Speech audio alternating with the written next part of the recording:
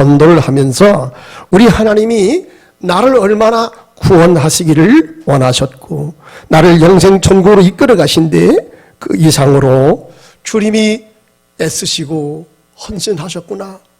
주님이 사랑으로 나를 그렇게 섬겨주셨구나 하는 사실을 깨닫고 감동을 받게 되는 것입니다. 우리가 이 땅에서 하나님께 받게 되는 최고의 축복은 영혼 구원, 영생 천국을 그 나라에 가기 전에 미리서 맛보며 살아간다는 것입니다. 참 이건 놀라운 축복이죠. 우리가 이 땅에서 내 마음에 천국을 소유하고 천국의 삶을 살다가 이것이 다음 세상으로 연결되는 거예요. 다음 세상에 갑자기 나타난 게 아닙니다. 이 세상에서부터 만들어지는 거예요.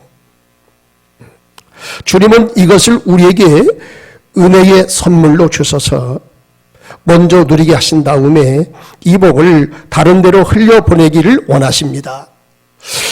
주님은 이것을 전도라는 방식을 통해서 이루어가기를 기뻐하십니다. 그러면 우리가 어떻게 다른 영혼에게 내가 받은 십자가의 사랑과 은혜를 또 영생 천국의 선물을 나눠줄 것인가? 그동안 이를 위해서 여러 선교 단체 혹은 주님의 종들이 기도하면서 전도 방법을 연구하고 발표한 것이 참 많습니다. 우리나라만 해도요, 독수리 전도, 진돗개 전도, 어부 전도, 모유법 전도, 가마리 전도, 고구마 전도, 오이커스 전도 등등 많습니다. 이 중에서 가장 좋은 방법은 우리 주님께서 직접 행하셨고요, 또한 제자들에게 가르치신 방법이 아닌가 이렇게 생각을 합니다. 그 방법은 과연 무엇일까요? 저는 오늘 이것을 두 가지 사실로 나누어서 설명을 드리려고 그럽니다. 첫째는 뭐냐? 긍휼하심의 전도이다. 따라서 합시다. 긍휼하심의 전도이다. 예수님이 지상사역을 마치시고 천상에 올라가셨을 때 천국문에서 천사가 이렇게 물었다는 거예요. 이것은 하나의 웃기는 이야기입니다만은 주님께서 세상에 가셔서 몇 명이나 전도했습니까? 예, 나는 핵심 제자 양성에 주력했는데 그들은 12명이고요. 그 다음으로서 그보다는 좀 못하지만은 120명 정도가 그렇게 제자로 세워졌습니다. 천사가 이 일을 듣고 타소간 실망이라도 했듯이 고개를 좀 갸우뚱 했습니다. 그때 주님은 조금 시간이 지나간 다음에 이렇게 말합니다. 시간이 좀 지나간 다음에 두고 봅시다. 이렇게 주님이 말씀을 하셨다는 거예요.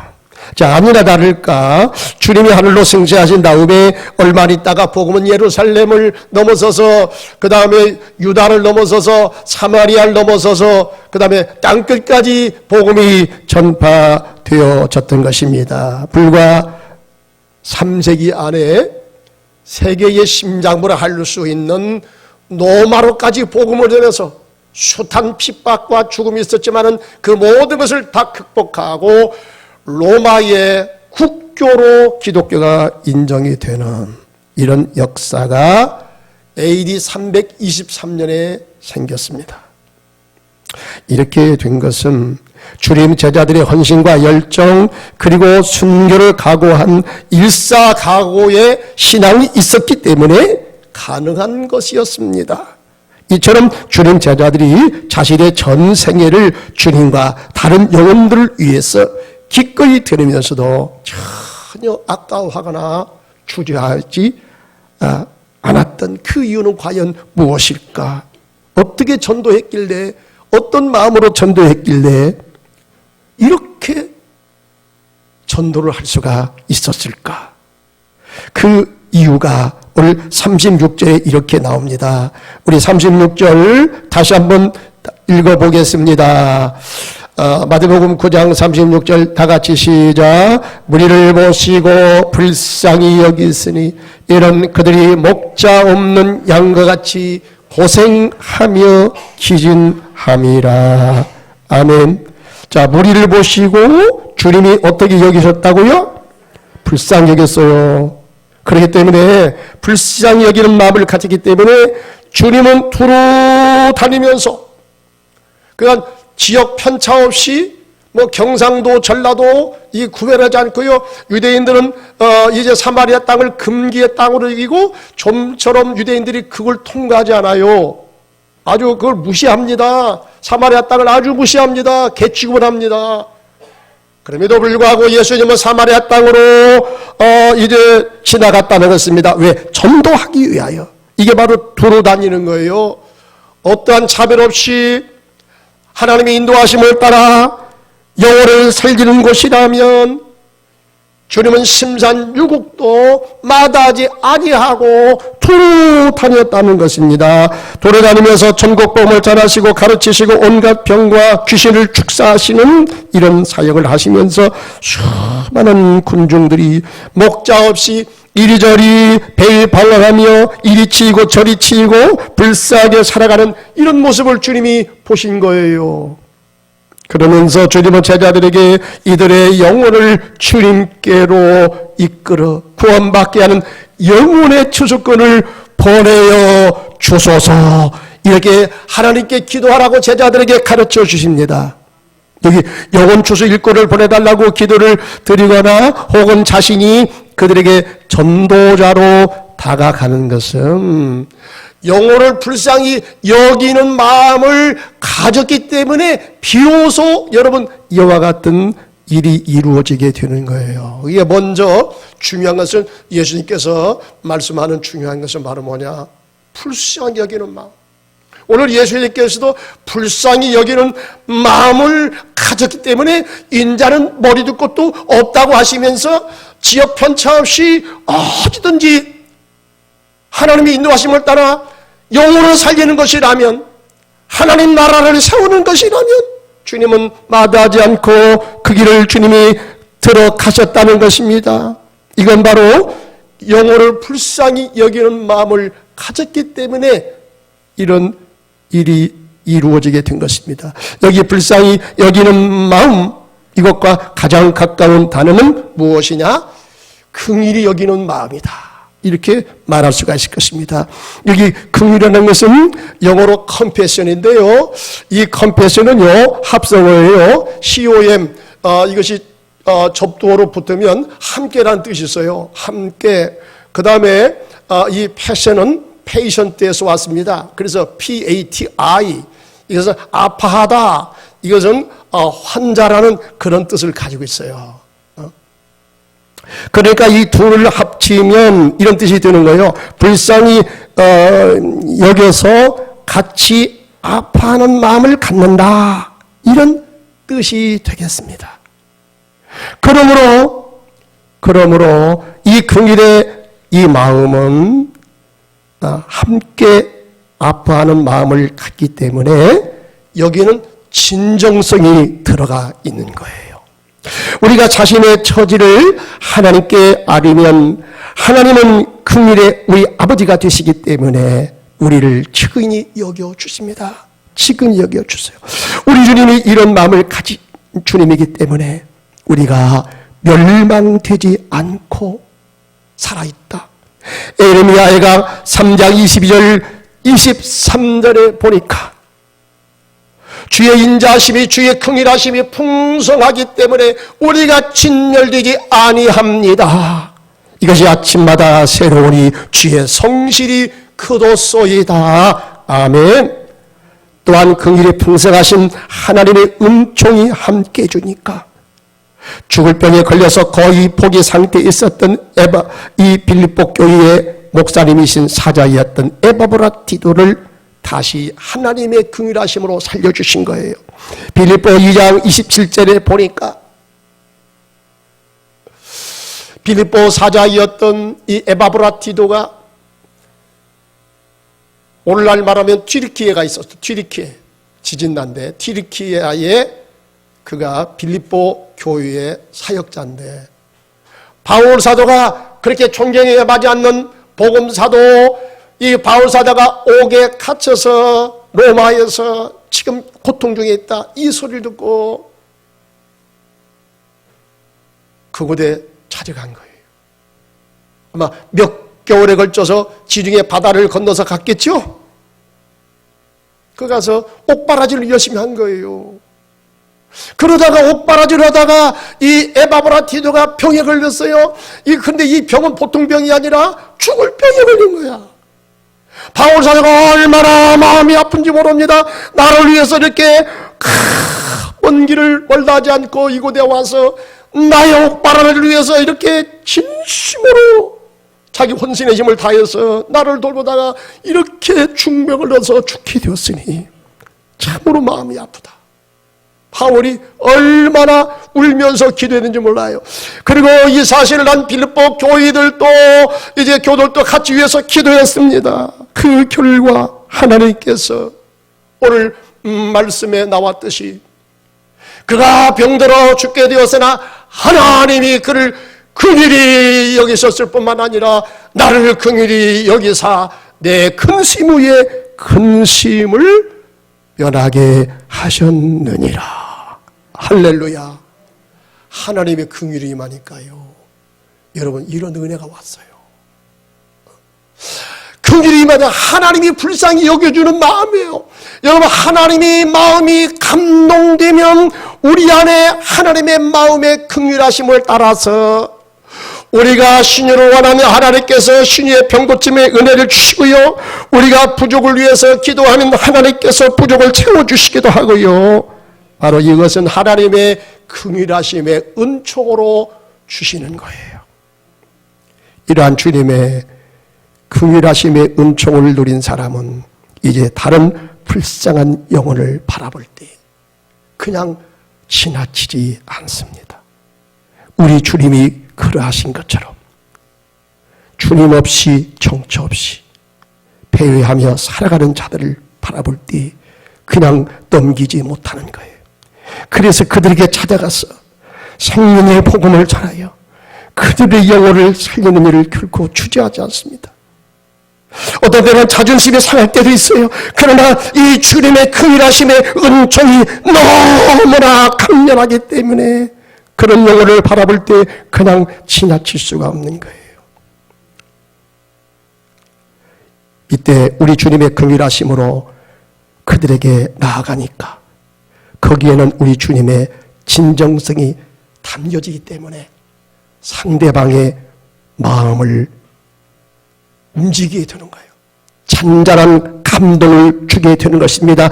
그래서 그들의 마음문을 열어제치고 복음을 받아들이는 역사가 일어나게 되는 것입니다. 우리 교회에서 지금 권사님들과 함께 호떡전도를 열심히 하고 있어요. 그 중에서 몇 사람들에게서 아주 상당히 긍정적인 반응을 보이고 있습니다. 한 집은 이근방의 공인중개사 사장님이고 또 한 집은 고물상 사장님이고 또한 리모델링 업체 사장님이 있습니다. 그 중에서도 공인중개사님은 자신은 이렇게 말하는 거예요. 지금까지 기독교에 대해서 작은 등을 돌렸대요. 어떤 이유 때문인가는 정확하게 말은 나르지 않았지만은 자기는 싫다는 거예요. 자기는 싫대요. 그래서 사람들 오면은 아주 그냥 돌려보내고 말을 듣지 않았다는 거예요. 근데 그분이 그렇게 말합니다. 우리 권사님도 같이 갔는데 저에 대해서는 호감이 간다는 거예요. 제가 뭐 얼굴이 잘나서 그랬겠어요. 그 다음에 호감이 가고 진정성이 엿보인다는 거예요. 그래서 한 번은 우리 보고 앉으라고 하면서 자기의 그 신앙적인 그런 질문을 하는 거예요. 하나님에 대해서도 왜 꼭 기독교 해야 되느냐?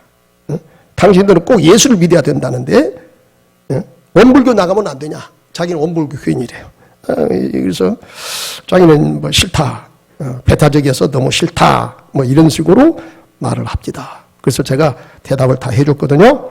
그리고 며칠 전에 방문 시에는 제가 끝마무리에 기도를 좀 한번 하고 싶은 마음인데 기도해도 괜찮겠습니까? 기도해 주세요. 기도해 주세요. 그래서 제가 뜨겁게 기도했지 않겠습니까? 그랬더니 끝 마무리에 아멘 같이 따라서 하더라고. 아멘. 아멘.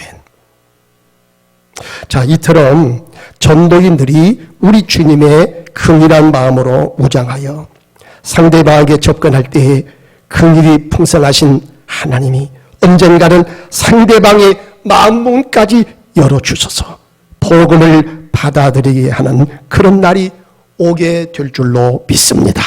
그러므로 전도인들은 주님의 긍휼하심을 부어달라고 이렇게 기도해야 됩니다. 우리가 어떤 방법도 좋습니다. 여러분 교회 나오게 하는 것도 좋습니다. 그러나 그 전에 전도자는 이런 마음을 가져야 됩니다. 우리 주님이 그렇게 우리를 대하셨듯이 주여 나로 하여금 불쌍한 사람을 불쌍히 여기시는 그런 마음을 갖게 하여 주시옵소서.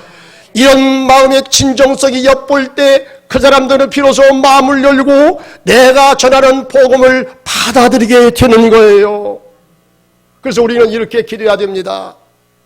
무슨 일을 하기에 앞서서 먼저 하나님 나에게 긍휼하심의 마음을 부어 주시옵소서 이렇게 기도해야 됩니다. 한번 다 같이 한번 따라서 해보겠습니다. 주여 나에게 긍휼하심을 부어 주옵소서.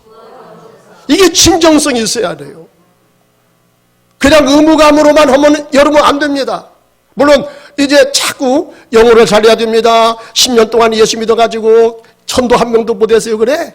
그렇게 하니까 나는 체면상 어쩔 수 없이 이번에는 가서 내 옆 친구에게 한번 내가 권해볼란다. 여러분 이렇게 물론 할 수도 있겠지만 그 정도 가지고는요 그 사람 마음을 움직일 수가 없어요. 여러분 사람은 영적인 존재이기 때문에 하나님의 이 긍휼하심과 이 하나님의 사랑을 받아서 여러분 이 사랑을 누린 다음에 이 은총을 누린 다음에 내게서 그것이 옆 사람에게 흘러가야 여러분 그것이 진정성이 있는 것이고 진정성이 있을 때에 비로소 그들이 마음을 열고 내가 전하는 복음을 그들이 듣게 되고 받아들이게 되고 주님 앞에 와서 구원받는 역사가 일어나게 될 줄로 믿습니다.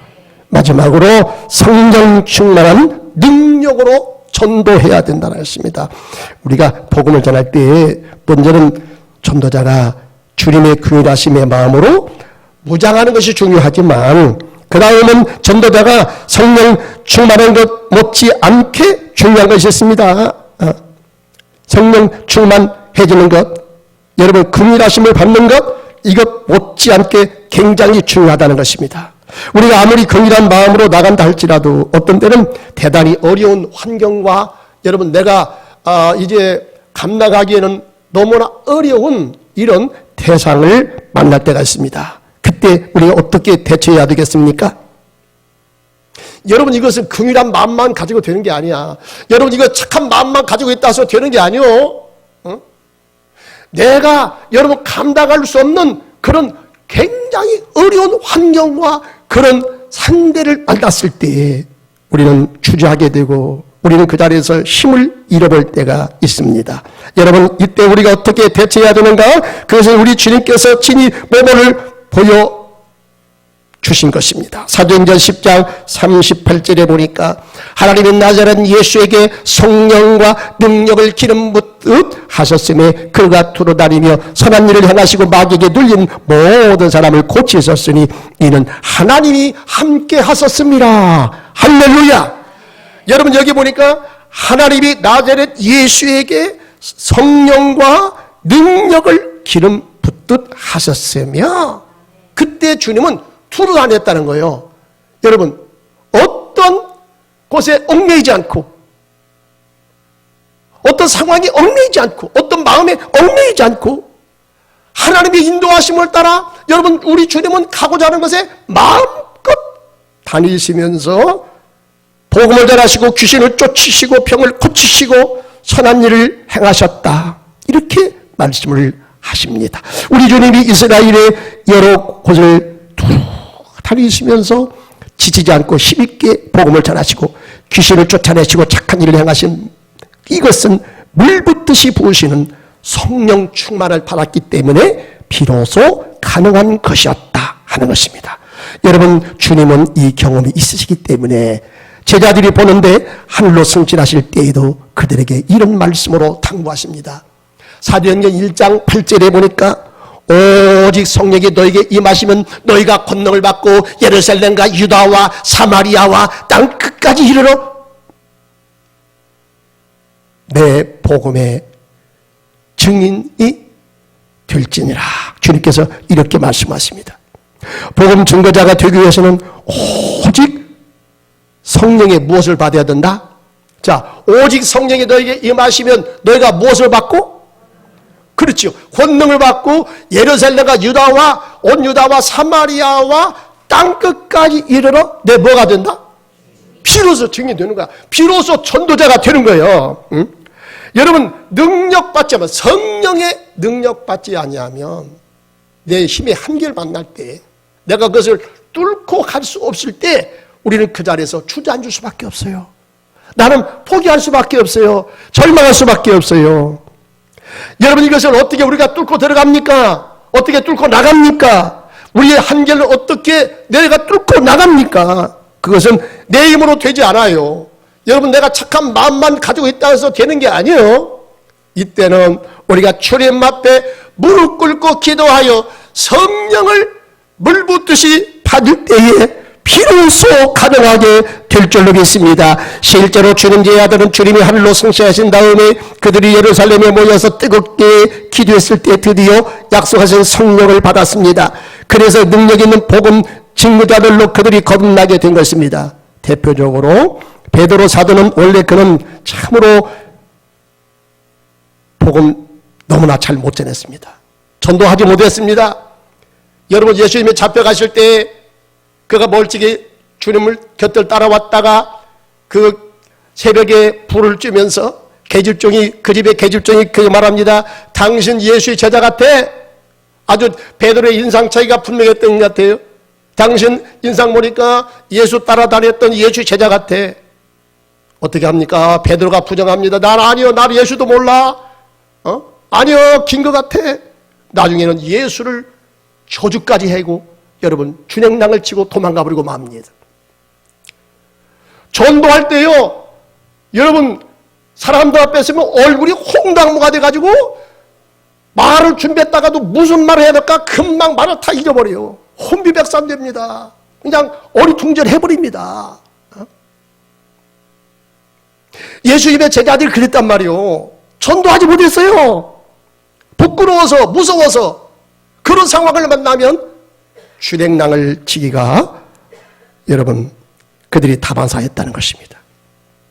그런데 오순절 성령 충만을 받은 다음에 그런 이제 사람들 앞에서 담대히 서서 복음을 전합니다. 특별히 베드로 사도가 사내들인 공의원, 국회의원들 앞에서 담대히 복음을 전하니까 그들이 깜짝 놀라져 자빠지는 겁니다.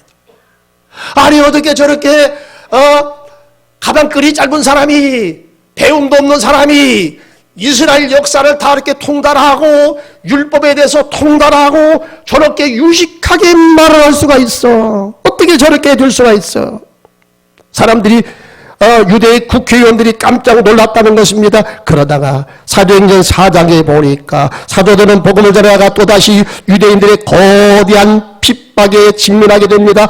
그때 그들은 다시 모여 어떻게 합니까? 하나님께 기도로 메어 달립니다. 어떤 일이 벌어집니까? 사도행전 4장 29절에서 31절에 보니까 여기 띄워주니까 같이 한번 읽어봅니다. 시작. 주여 이제도 그들의 위협함을 굽어보시옵고 또 종들로 하여금 담대히 하나님 말씀을 전하게 하여 주시오며 소를 내밀어 벽을 닫게 하시옵고 표적과 기사가 거룩한 종 예수의 이름으로 이루어지게 하옵소서 하더라.